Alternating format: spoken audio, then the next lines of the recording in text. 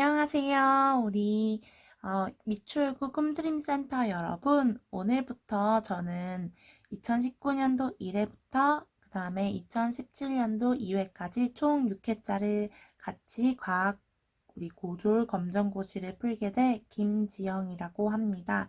잘 부탁드리도록 하겠습니다. 제가 지금 처음에 영상을 찍었는데 지금 영상이 오류가 나서 다시 한 번 더 지금 재촬영을 하게 됐어요. 초반 부분만 좀 양해 부탁드리도록 하겠고요.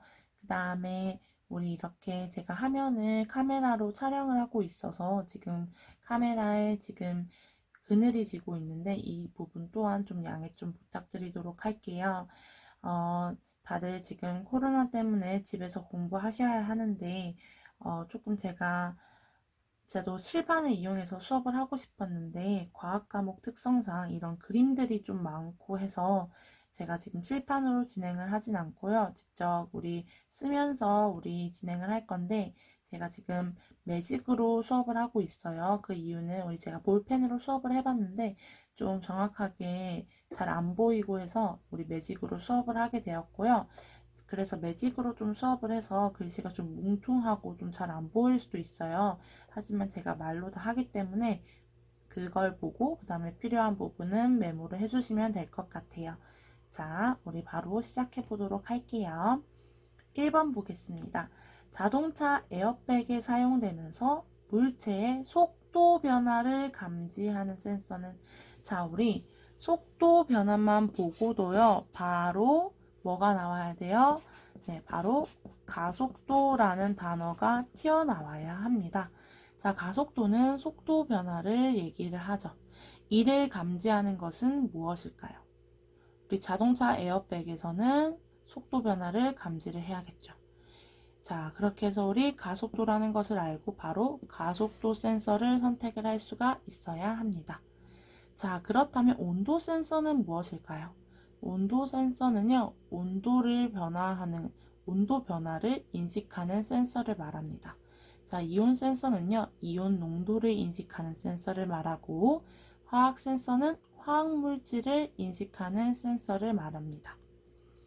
자, 그 다음 2번을 살펴보도록 할게요. 다음 설명에 해당하는 발전 방식을 물어보았네요. 발전 방식. 자, 가장 중요한 우리 태양의 빛 에너지를 직접 전기 에너지로 전환한대요. 자, 우리 광전 효과를 기반으로 하는 태양 전지를 이용한다고 하네요. 태양이라는 말이 계속해서 나와요. 그렇기 때문에 우리는 바로 태양광 발전이라는 것을 선택할 수가 있습니다. 조력 발전은요, 조수간만의 차를 얘기하는데요. 조수간만의 차가 무엇일까요? 밀물과 썰물, 그 차를 이용을 해서 우리 발전을 하는 것을 우리 조력 발전이라고 하고요. 풍력 발전은 많이 들어보셨다시피 바람을 이용하는 것이며 원자력 발전은 핵분열을 이용하는 것입니다. 우리 원자력 발전도 몇 번씩 나왔으니까 기억을 해두시면 좋을 것 같아요. 3번 살펴보겠습니다. 그림은요, 태양 주위를 공전하는 어떤 행성의 타원 궤도를 나타낸 것이에요. 자, 행성의 공전 속도는 태양과 가까워지면 태양과 가까워지는 거 뭐예요? B. 태양과 가까워지면 속도는 어때요? 빨라지고요. 멀어지면 즉 D. D에서는 어때요? 속도가 느려집니다. A, B, C, D 중에서 행성의 공전 속도가 가장 빠른 곳은 어디일까요? 자, 우리 문제만 또 잘 읽어도 답을 선택을 할 수가 있습니다. 태양과 가까워지면 빨라진대요. 태양과 언제 가장 가깝습니까? 네, B. 태양과 가까운 순으로 제가 적어보도록 할게요. 가까운 순서대로. 자, 가장 가까운 게 B. 그 다음에는 A, 그 다음에 C, 그 다음에 D 순입니다. 그렇게 하면 가장 속도도 바로 B, A, C, D 순으로 공전 속도가 빠르겠죠. 그렇게 해서 정답은 3번에 2번이 되도록 하겠습니다. 자, 우리 이 법칙은요, 바로 케플러 법칙입니다. 케플러 법칙 들어보셨나요? 자, 케플러 법칙은요, 총 3가지가 있어요. 그 중에서요, 우리는 제2법칙을 이용을 하는 것입니다. 제2법칙. 이 문제는 제2법칙과 관련이 있는데요. 우리 케플러 제2법칙은요, 또 다른 말로 뭐라고 부르냐면, 면적, 속도, 일정 법칙이라고 부릅니다. 자, 설명을 해보자면, 우리 태양과 행성을 잇는 선은 같은 시간 동안 같은 면적을 휩쓸고 지나간다 라는 말이에요. 자, 그렇게 되면 행성의 공전 속도는 가장 태양과 가까운 지점에서 빠르고 그 다음에 가장 먼 지점에서 느리게 되겠죠. 자, 이해가 되시나요? 우리 어떤 말이냐면요. 면적이 같을 때 같은 시간 동안 그게 휩쓸고 지나간다는 의미인데요. 만약에 여기가 여기랑 그 다음에 여기가 면적이 일치한다고 한번 해볼게요. 그렇게 되면 여기서 여기를 가는 시간과 여기서 여기를 가는 시간은 같습니다. 그렇게 되면 여기 왼쪽 지점을 지나는 동안 속도가 더 빠르겠죠.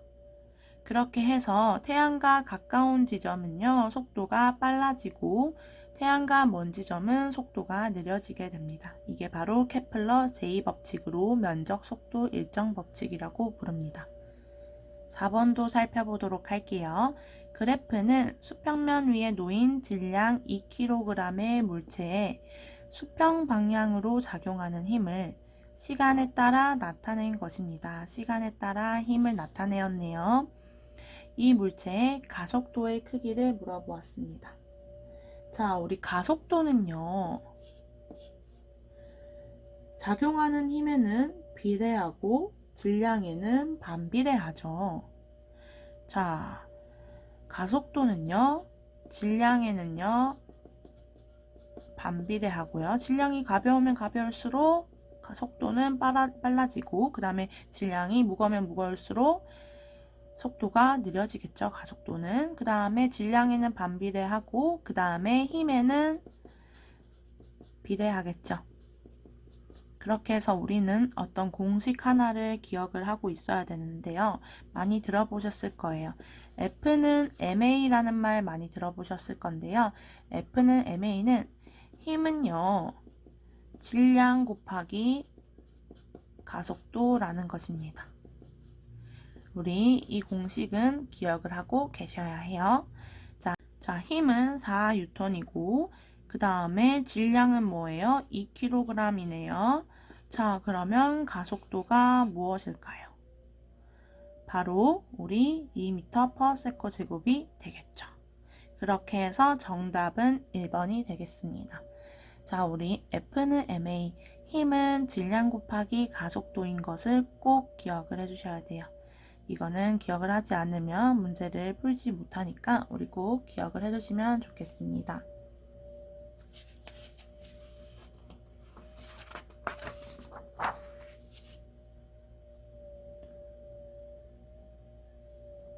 그 다음에 5번도 살펴볼게요. 자, 5번은요, 다음에 설명에 해당하는 반도체 소자를 고르라고 하네요. 자, 이러한 문제도 많이 나오고 있어요. 자, 반도체 소자를 물어보는데 문제 보시면 P형과 N형 반도체를 접합시킨 구조라고 하네요. 그 다음에 전류가 흐를 때 빛을 방출한다고 합니다. 사실 여기서 P형, N형 반도체에 대해서 몰라도 우리 두 번째 문장 빛을 방출한다 라는 말만 보고도 바로 답을 선택을 할 수가 있어요. 빛을 방출이라는 말이 뭐예요? 바로 발광이라는 뜻이죠. 바로 이를 통해서 우리는 정답이 4번인 것을 알 수가 있습니다. 자, 우리 다이오드는요, 바로 P형과 N형 반도체를 접합해 만든 반도체 소자를요, 우리 다이오드라고 부르고 이 다이오드는 한쪽 방향으로만 전류가 흐릅니다.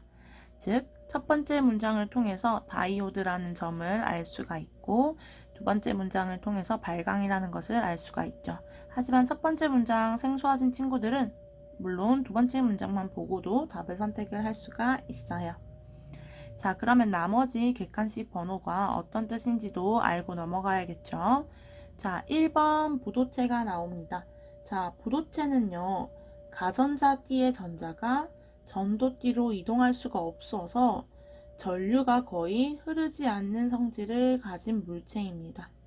자, 우리 앞에 말 어렵죠? 자, 뭐만 기억을 해주시면 되냐면 전류가 거의 흐르지 않는다. 자, 부도체는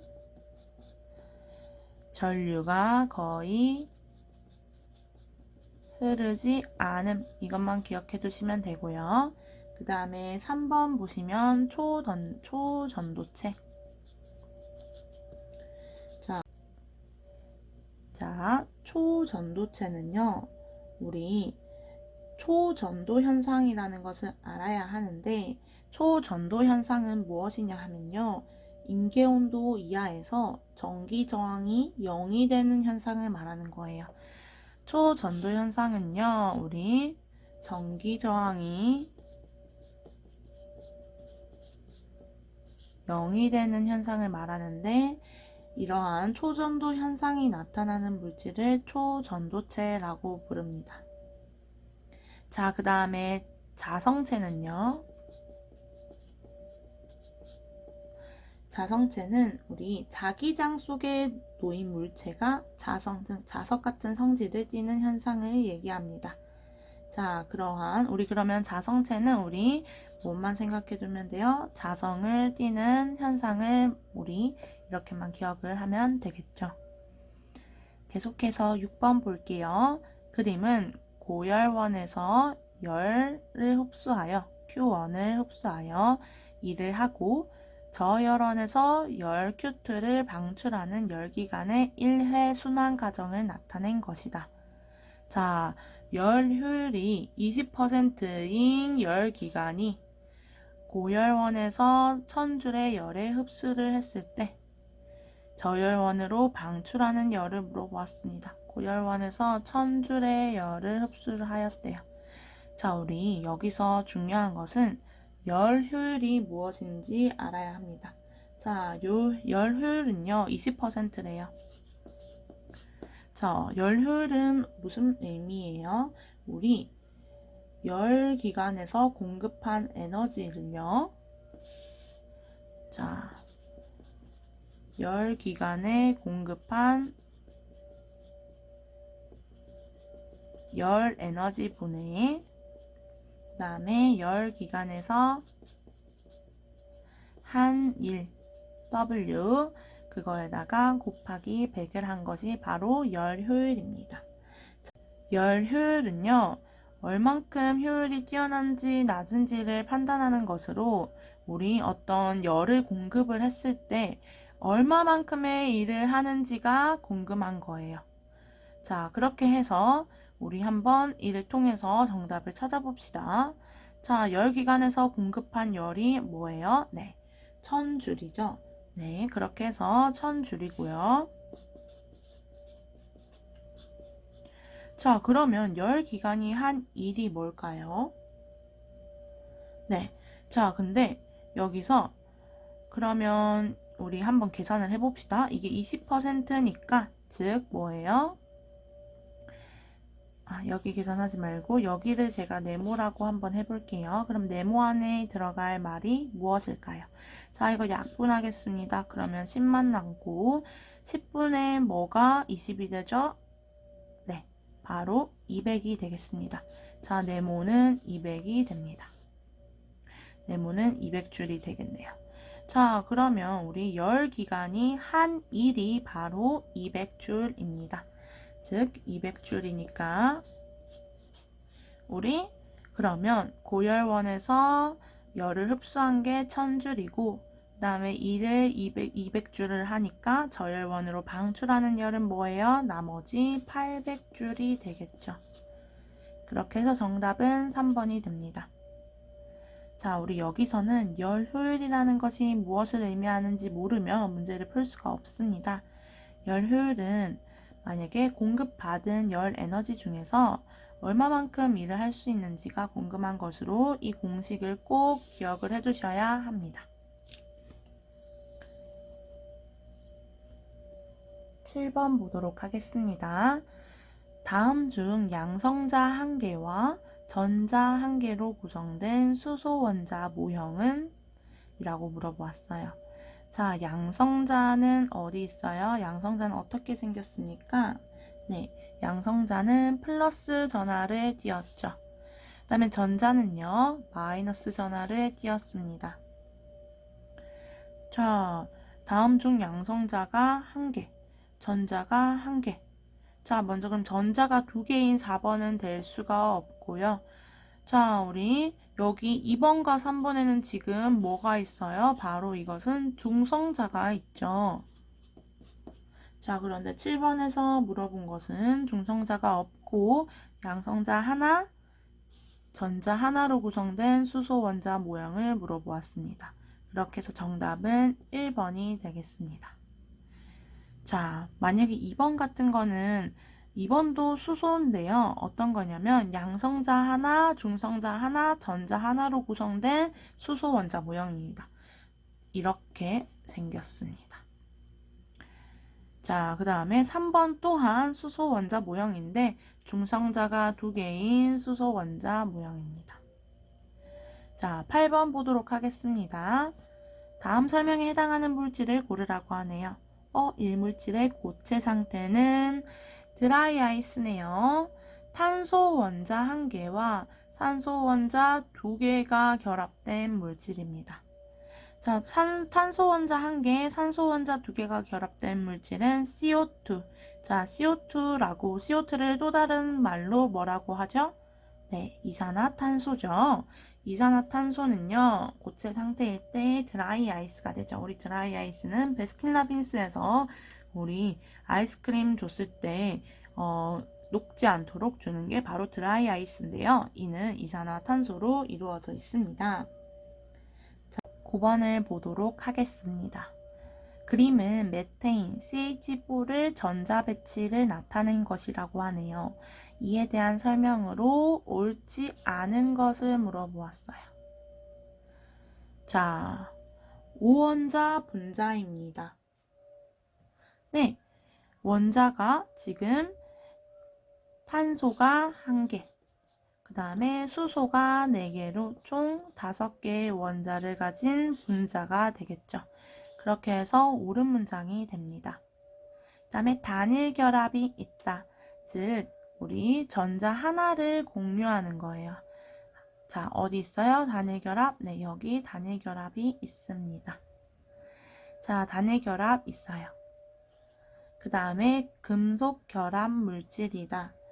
자, 우리 금속 결합 물질은 아니죠. 이 결합은 어떤 결합으로 이루어진 거예요? 네, 바로 공유 결합 물질이다. 이렇게 해야 옳은 문장이 되겠죠. 그 다음에 공유 전자쌍은 4쌍이다. 네, 1쌍, 2쌍, 3쌍, 4쌍이 되겠죠. 이 각각은 다 단일 결합으로 이루어져 있습니다. 그렇게 해서 이것 또한 옳은 문장으로 정답은 3번이 되겠습니다. 금속 결합 물질은 전혀 아니죠. 자, 10번 보겠습니다. 다음은 암모니아 NH3가 만들어지는 화학 반응식을 나타낸 것입니다. 기획에 해당하는 알맞은 값을 고르라고 하네요. 자, 10번 보시면 우리 반응 전에 수소는 몇 개예요? 네, 수소 H2가 3개가 있으니까 수소는 6개. 그 다음에 질소는요, 지금 N2, 즉 2개예요. 자, 그런데 NH3 한번 살펴볼까요? NH3는 자, 질소가 1개, 수소가 3개입니다. 자, 우리 반응 전이랑 반응 후에 수소와 질소의 개수는 다 같아야 하죠. 우리 항상 같아야 합니다. 그렇기 때문에 우리 기역에 뭐가 들어가야 이것과 이것이 같아질까요? 자, 우리 여기다가 기역을 곱해주고 여기다 기역을 곱해줬어야겠죠. 즉, 기역에 2가 들어가면 수소가 6개, 그 다음에 질소가 2개가 되겠죠. 그렇게 해서 정답은 1번이 되겠습니다.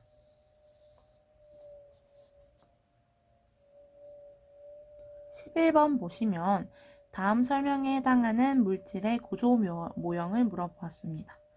분자식이 C60인 나노물질이다. 자, 여기까지만 해도 처음 들어보는 말일 수 있어요. 하지만 우리는 두 번째 문장이 정말 제대로 된 힌트가 되겠죠. 오각형과 육각형 형태로 이루어진 축구공 모양이다. 축구공 모양이기 때문에 우리는 오각형, 육각형 형태로 이루어진 축구공 모양은 바로 1번이 되겠습니다. 자, 우리 1번 C60은요, 또 다른 말로 플러렌이라고 부릅니다. 플러렌. 자, 이런 플러렌은요, 우리 엄청 공 모양으로 지금 이루고 있어서 단단하고 아까 우리 말한 것처럼 앞에서 초전도 현상을 나타냅니다. 자, 그렇게 해서 초전도체 등으로 사용이 됩니다. 우리 이거 기억해 두시고요. 항상 우리 문제만 잘 읽어도 답 선택할 수 있으니까 이렇게 문제를 잘 읽어주시면 될 것 같아요. 12번 보겠습니다. 다음 설명에 해당하는 것을 고르라고 하네요. 생명을 유지하는데 필요한 최소한의 에너지량이라고 말하고요. 심장박동, 혈액순환, 체온 유지 등에 필요한 에너지량입니다. 자, 최소한의 에너지량을 우리 뭐라고 부르죠? 네, 바로 기초대사량이라고 부르죠. 요즘에 근육량이 많으면 기초대사량이 높고 뭐 이런 말들을 많이 들어보셨을 텐데요. 우리 생명을 유지하는 데 필요한 최소한의 에너지량은요, 바로 기초대사량이 됩니다. 우리 기초대사량은 나이나 성별에 따라서 다 다릅니다. 자, 그 다음에 13번 살펴보도록 할게요.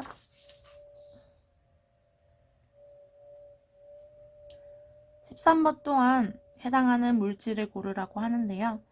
세포막을 구성하는 물질 중 하나이다. 그 다음에 이 물질을 구성하는 기본 단위는 아미노산이다.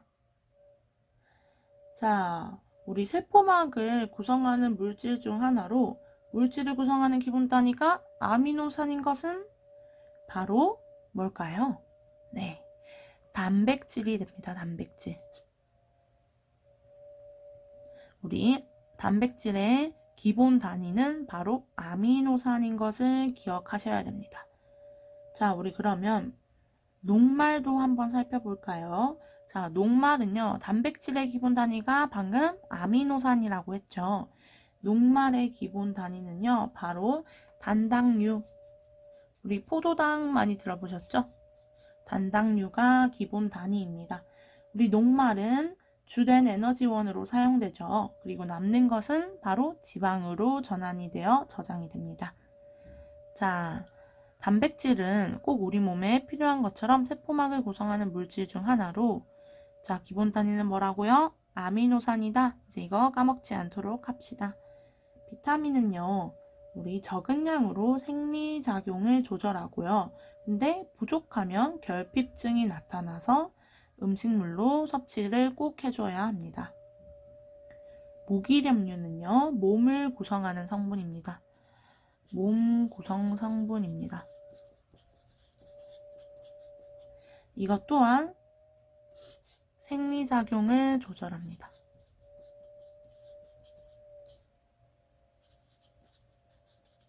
그렇게 해서 두 개 다 음식물로 섭취를 해야 됩니다. 자, 이제 녹말, 비타민, 무기점유도 기억해 두시고 14번으로 넘어가도록 할게요. 그림은 어떤 식물세포의 구조를 나타낸 것입니다. 세포 호흡으로 생명활동에 필요한 에너지를 만드는 세포 소기관은 무엇일까요? 자, 이 문제는요, 우리 중학교 때부터 되게 많이 다뤄본 문제예요. 자, 식물세포 구조인데요.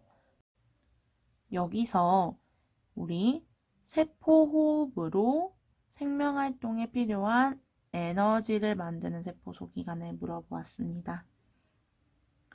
그것은 바로 미토콘드리아입니다. 미토콘드리아. 자, 우리 세포 호흡으로요, 생명활동에 필요한 에너지를 만드는 곳은 어디라고요? 네, 미토콘드리아입니다. 핵은요, 우리 조금 헷갈릴 수 있는 게 바로 핵이겠죠. 왜? 핵도 엄청 되게 중요한 세포 소기관인데요. 우리 핵은 세포의 생명활동을 조절합니다. 그리고 바로 유전물질이 존재하죠. 그 다음에 엽록체에서는 가장 중요한 것이 뭐죠? 네, 광합성이 일어납니다. 그렇게 해서 우리 엽록체는요, 식물세포 구조에만 있고 동물세포에는 존재하지가 않았죠. 자, 우리 동물세포 구조에만 존재를 하지 않는 것이 또 하나 있었는데, 엽록체 말고 무엇이 있었죠? 네, 바로 세포벽이 있었죠.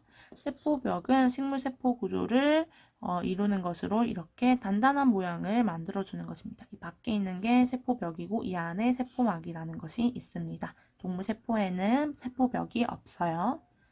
그 다음에 마지막 세포막은요. 세포를 둘러싸고 있는 막으로 물질의 출입을 조절합니다. 물질 출입 조절을 합니다. 우리 꼭 미토콘드리아가 세포 호흡을 한다는 것을 우리 기억을 해두셔야 합니다. 15번 보시겠습니다. 다음 중 정상세포와 구분되는 어떤 특징이에요? 네, 암세포의 특징을 물어보네요. 암세포는요, 우리 정상세포와 구분을 해서요. 1번, 세포에 핵이 없다. 우리 암세포가 세포에 핵이 없나요? 아니요. 암세포는요, 세포에 핵이 있고요. 핵의 크기가 비정상적으로 더 크고, 그 다음에 핵 내의 염색체 수가 비정상인 경우도 있습니다. 세포에 핵이 없는 것이 아니라 있고요. 거기다 더 크기도 큽니다. 그 다음에 2번, 세포가 스스로 소멸한다. 전혀 스스로 소멸하지가 않죠. 전혀 이렇게 스스로 소멸하면 얼마나 좋겠습니까? 암세포는요, 비정상적으로 계속해서 세포 분열을 하여 어떻게 해요? 세포 분열을 계속해서 종양을 생성을 하죠. 종양. 세포가 스스로 소멸을 하면 얼마나 좋겠습니까? 3번 보시겠습니다. 세포가 다른 분위로 전이되지 않는다. 자, 전이되지 않으면 얼마나 좋을까요? 전이가 되어서 계속해서 우리 온몸으로 번지게 되죠. 자, 마지막 4번 보시면 세포가 계속 증식하여, 즉 세포 분열을 하여서 악성 종양을 형성한다. 이 말이랑 같죠. 네, 4번이 정답이겠네요. 16번 보시면 세균을 죽이거나 생장을 억제하는 물질이다. 죽이거나 억제하는 물질이래요. 자, 페니실린의 이 속에 속한다 라고 하네요. 자, 우리 세균을 죽이거나 생장을 억제시키는 물질이 무엇일까요? 네, 바로 우리 항생제라고 합니다. 항생제. 우리 병원에 가면 우리 어떻게 해요? 감기 걸리면 우리 항생제 주어주고 우리 약을 처방을 받죠. 소화제는 말 그대로 소화에 도움을 주는 거고 해열제는 열을 떨어뜨리는 거예요. 열을 떨어뜨려서 정상으로 내려주는 거예요. 신경안정제는요. 정신적으로 흥분을 가라앉히는데 도움을 주는 것이겠죠. 자, 그 다음에 17번 보겠습니다.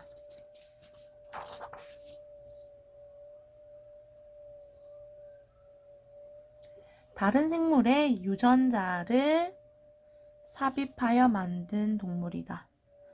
생물이다. 유전자 재조합 기술이 사용된다. 계속해서 뭐 얘기하고 있어요? 유전자. 그 다음에 재조합. 자, 유전자 말 있고 재조합, 변형 있고요. 생물 있습니다. 이렇게 해서 정답은 3번이 되겠습니다. 이 또한 우리 문제를 잘 읽으면 답을 바로 선택할 수 있는 문제겠죠. 다른 유전자에 다른 생물의 유전자를 삽입해서 만든 생물을요, 우리 유전자 재조합 기술이 사용되는 것은 바로 유전자 변형 생물이겠죠. 자, 그렇게 해서 우리는 이거를 또 다른 말로 뭐라고 부르냐면 GMO라고 불러요. 우리 GMO 옥수수라는 말 많이 들어보셨을지 모르겠는데요. GMO는요, 보통 우리 특정 유전자가 삽입된다고 했죠. 이때 우리 곡물을 양을 많이 늘리기 위해서요, 해충에 대한 저항성을 올리고 아니면 생산량이 많아지도록 한다든지 아니면 품질을 향상시킨다든지 그러한 장점이 있어요. 그래서 우리는 GMO, 슈퍼 옥수수 이런 것을 생산을 했었죠. 18번 보시면 그림은 생물의 단백질 합성 과정을 나타낸 것이에요. 물질가가 무엇인지 물어보았네요. 우리 물질가에서 전사가 일어나서 우리 가에서의 어떤 유전 정보가 RNA로 이동이 됩니다. 전달이 됩니다. 그 후에 번역이 일어나서 유전 정보를 따라 우리 단백질이 합성이 됩니다. 우리 RNA가 나왔으니까 비슷한 게 뭐예요? 네, 우리 RNA는 이렇게 반만 있는 건데 이게 아니고 우리 더 자세하게 이렇게 되어 있는 게 무엇이죠? 네, 바로 DNA죠. DNA에서는 정보만 제공할 뿐 단백질을 합성을 하지는 않아요. 그렇기 때문에 우리는 RNA로 전사를 해서 우리 유전 정보가 RNA로 전달이 되고 이를 번역하여 단백질을 합성하게 됩니다. 우리 지방산, 글리세롤, 탄수화물은 전혀 단백질과 관계가 없는 내용이겠죠.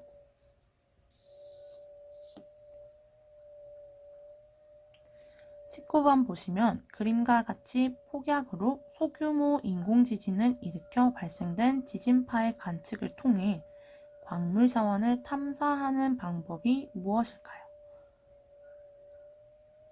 바로 우리 탄성파 검사라고 부르겠죠. 왜 탄성파 탐사라고 부를까요? 바로 우리 탄성파 검사라고도 부르고 우리 이래 또 뭐라고 부르냐면요, 지진파 탐사라고도 부릅니다. 이렇게 인공지진을 만들어서 발생시켜서 지진파의 관측을 통해서 광물 자원을 탐색하는 거예요. 그러면 이렇게 탄성파를 탐사해서 우리 광물 자원을 탐사를 하겠죠. 그렇게 해서 정답은 3번입니다. 나머지 자력, 우리 자력 이용한 적 없고 전기 이용한 적 없고 중력 이용한 적 없습니다. 우리 바로 탄성을 이용을 한 것이겠죠. 20번 보도록 하겠습니다. 다음 설명에 해당하는 별의 진화 단계에 대해서 물어보았네요. 사실 이 개념은 굉장히 어려운 개념인데요. 우리 바로 답을 찾기 전에 우리 각각 1번부터 4번 이게 어떻게 어디서 나오는지 한번 살펴보도록 할게요. 굉장히 어려운 개념이니까 우리 책을 펼쳐서 별과 은하를 펼쳐서 보면서 한번 읽어보고 그 다음에 문제로 돌아오시면 좋을 것 같아요. 자, 우리 처음에요. 별이 탄생을 하려면 우리 어떤 성운이라는 게 있어요. 성운. 우리 성운이라는 게 있는데 이 성운은요, 성간 물질이 엄청 밀집되어 있는 성운들 중에서도요, 그 중에서도 밀도가 높고 그 다음에 온도가 낮은 부분이 중력 수축을 하여 온도와 밀도가 증가하게 됩니다. 이렇게 해서 온도가 낮고 밀도가 높은 성운에서 중력 수축으로 인하여 중력 수축에 의하여 우리 별이 생성되는 과정 중에 초기 단계에 존재하는 천체를 바로 우리 원시성이라고 부릅니다. 원시 시대 사람처럼 완전 초기 단계 얘기하는 거예요. 자, 그 다음에 우리 주로 이제 보통 별이 지날 때 가장 많이 별의 일생의 90%를 이렇게 살게 되는데요. 바로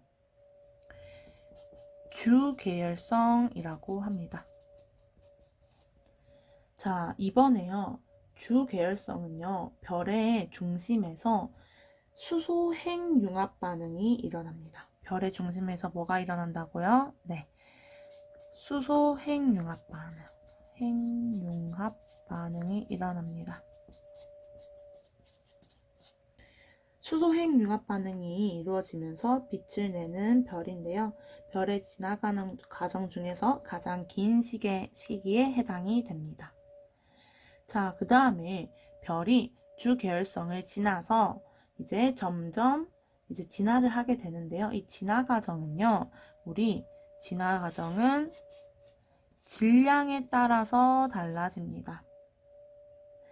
질량이 매우 작은지 아니면 우리 태양을 기준으로 하는데요. 태양보다 매우 작은지 아니면 질량이 태양 정도만한지 아니면 질량이 태양보다 매우 큰 별을 이야기하는지에 따라 우리 별의 진화 과정이 달라집니다. 처음은 당연히 이제 주계열성으로 똑같은데요. 우리 태양이 태양보다 매우 질량이 작은 별 같은 경우에는 중력이 수축하면서 우리 갈색 외성으로 진화를 하게 되는데, 이 개념보다는 우리 질량이 태양 정도랑 그 다음에 질량이 태양보다 매우 큰 별에 대해서만 다뤄보겠습니다. 자, 우리 먼저 질량이 태양 정도인 별을 한번 살펴볼게요. 첫 번째, 우리 질량이 태양 정도만한 거. 자, 이거는 처음에 주계열성에서 뭘로 진화를 하냐면요. 적색거성. 객관식 2번에 있는 내용이죠. 적색거성이라고 부릅니다. 적색거성은요. 반지름이 상대적으로 크고 온도가 낮아서 적색을 띤 별을 적색거성이라 부르는데요. 적색거성 다음에는 우리 행성상 성운, 그 다음에 백색 외성을 형성을 합니다. 사실 이 개념들은 너무 길고 어렵기 때문에 책을 펼쳐서 이해가 되는 분들은 읽어보시고, 이해가 되지 않으신다면 우리 뭐만 기억해 주시면 되냐면 원시성, 주계열성, 그 다음에 적색거성, 우리 여기 객관식에 있는 개념만 기억을 해주시면 됩니다. 자, 그 다음에 2번. 질량이요. 태양보다 매우 큰 별에 대해서는요. 처음에는 당연히 주계열성입니다. 그 다음에는 주계열성, 그 다음에는요. 뭐냐면 우리 초거성, 그 다음에는요. 초신성, 그 다음에 우리 중성자 별이나 아니면 블랙홀 같은 것으로 발전을 합니다. 여기서 초신성은요, 우리 문제에 나와 있는 것처럼요, 중력 수축하던 물질이 중심 핵에 부딪혀 폭발하는 것으로 금, 납, 우라늄 등 철보다 무거운 원소가 생성이 됩니다. 자, 우리 이렇게 해서 정답은 바로 초신성 폭발이 되겠습니다. 자, 이 개념은 굉장히 어려운 개념이기 때문에 사실 굉장히 어려운 문제예요. 하지만 우리 이제부터 원시성, 적색거성, 주계열성, 초신성 폭발이 무엇인지 기억을 하고 우리 넘어가도록 하겠습니다. 자, 가장 쉽게 보면 우리 원시성은요, 별이 탄생할 때 완전 초기, 그 다음에 우리 생각하면 되죠? 주계열성, 별의 가장 긴 시기로 우리 수소핵융합 반응이 이루어지면서 그 다음에 빛을 내는 별을 주계열성이라고 합니다. 그 다음에 우리 질량이 태양보다 작은지 큰지 비슷한지에 따라서 우리 주계열성에서 적색거성으로 넘어가는지 아니면 초신성 폭발과 관련이 있는지 생각을 해주시면 될 것 같아요. 21번 살펴보겠습니다. 21번에서는요, 외부나 AB까지 거리에 따른 흑대 속도를 나타낸 것이고 옳은 것을 고르라고 하네요. 자, 우리 허블 법칙이라고 기억을 하시나요? 자, 우리 허블 법칙은요, 어떤 말이냐면 거리가 먼 은하일수록 흑대 속도도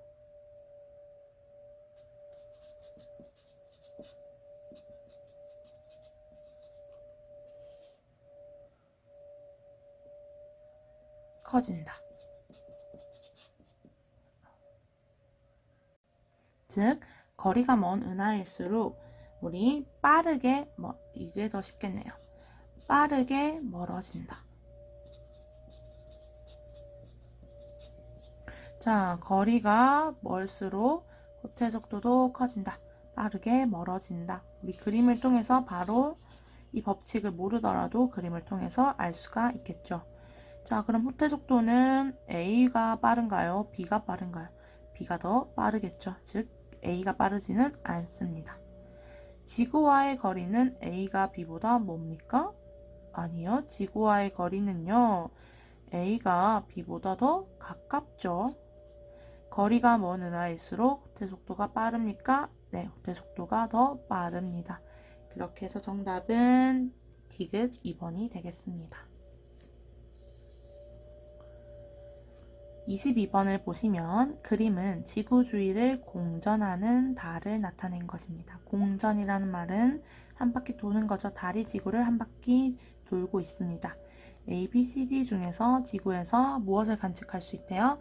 네, 월식을 관측할 수 있는 달의 위치를 물어보았습니다. 자, 월식은요, 무엇이냐면요, 어떤 현상을 말하냐면 바로 지구 그림자에 의해서요,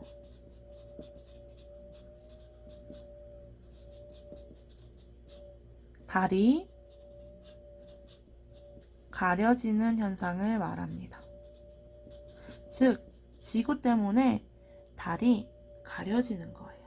자, 그러면 어떻게 태양과 지구와 달이 위치해야 할까요? 자, 지구에 의해서 달이 가려지려면요, 바로 지구 태양이 있으면 우리 태양이 햇빛을 이렇게 쏠 때 지구에 의해서 누가 가려져요? 네, 달이 가려지죠. 자, 이렇게 해서 태양, 지구, 달 순으로 있어야 월식을 관찰할 수가 있겠죠. 즉, 태양이 여기 있고 그 다음에 지구가 여기 있으니까 달은 어디 있어야 돼요? 네, 디귿 4번에 있어야 하겠죠. 마지막 장이네요. 23번 살펴보겠습니다. 그림은요, 지구 대기대순환에 의해 지표면에서 부는 바람을 나타낸 것이라고 하네요. 자, 우리나라는요, 위도 30도에서 60도 사이에 있습니다. 그래서 우리나라는 어떤 바람이 분다고 말하죠? 네, 우리나라에서는 편서풍이 붑니다. 우리나라는 비지역에 있겠죠. 그 다음에 우리 북극 주변에 있는 여기서 부는 바람을요, 바로 극지방에서 차가운 공기가 하강해서 지상에서 저위도로 이동하는 극동풍이라고 부릅니다. 우리 저위도에서는요, 바로 무역풍이 붑니다. 이 세 가지 정도는 기억을 해주셔야겠죠. 자, A는 적도지방에서 부는 바람입니까? 지금 적도지방에서 부는 바람이에요? 아니요. 전혀 아니죠. B는 편서풍으로 우리나라 항사현상에 영향을 줍니다. 네, 맞습니다. 우리 B는 편서풍으로요. 편서풍 때문에 우리나라 항사현상에 가장 큰 영향을 주고 있습니다. C는 극지방에서 부는 극동풍입니까? 아니요. A가 극지방에서 부는 극동풍이겠죠. 그렇게 해서 정답은 니은 2번이 되겠습니다.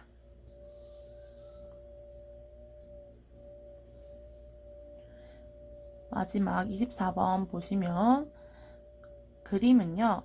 대기권 기체 분포의 부피비를 나타낸 것입니다. 사람의 호흡에 이용되기도 하는 기체는 무엇일까요? 자, 먼저 가장 많이 차지하는 것은요. 우리 기억해 주셔야 합니다. N, 바로 질소입니다. 그 다음 많이 차지하는 것은요. 우리 바로 산소입니다. 산소. 자, 그런데 만약에 이것을 기억을 못하더라도 우리는 어떤 힌트가 있어요? 네, 사람의 호흡에 이용된대요. 사람의 호흡에 이용되면 바로 산소라는 것을 알 수가 있겠죠. 마지막 문제입니다. 이 표는 태양계 행성 ABCD의 몇 가지 특성을 나타낸 것이래요. 그 중에서 지구형 행성은 무엇인지 물어보았어요. 자, ABCD 중에서요, 우리 지구형 행성은요, 밀도가 큰 암석질의 행성입니다. 자, 그렇게 해서 밀도가 가장 큰 무엇이 되겠습니까? 네, A가 바로 지구형 행성이 되겠습니다. 네, 우리 지구에서는요, 만약에 밀도가 가장 크긴 한데 우리 뭐 기억하면 돼요? 24번 이용하면 되겠죠. 우리 질소와 산소가 있어야 되는데 우리 대기의 주성분을 보시면 우리 지구형 행성 같은 경우에는 질소와 산소가 있죠. 즉 A가 정답이 되겠습니다. 이렇게 해서 문제를 푸셔도 되겠고 우리 밀도가 큰 암석질 행성이라는 것도 기억해 주시면 좋을 것 같습니다. 자, 지금까지 2019년도 1회를 풀어보았는데요. 조금 지금 제가 한 번씩 버벅거리고 하고 있는데요. 죄송하다는 말씀 드리고 더 나은 모습으로 찾아뵙도록 하겠습니다. 문의사항이나 모르는 것들이 있으면 댓글 남겨주시면 빠르게 답변을 달아드리도록 하겠습니다. 오늘도 수고하셨습니다.